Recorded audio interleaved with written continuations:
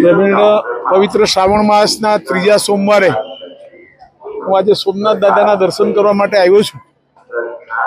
અને ઘણા બધા મિત્રોએ પણ વાત કરી અને પત્રકાર મિત્રોએ પણ વાત કરી કે સોમનાથના જે વિકાસની વાત છે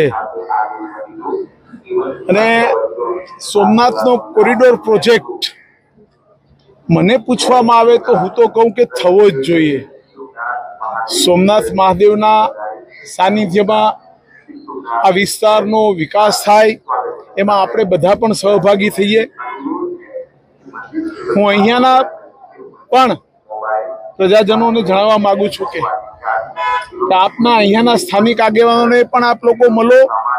અમે બધા પણ તમને યોગ્ય અને તમને પૂરતું વળતર મળે એ માટેના અમે પણ વહીવટી તંત્રને અને સરકારમાં તમારી સાથે રજૂઆત કરવામાં પણ રહીશું અને તમારી વાત પણ પહોંચાડશું.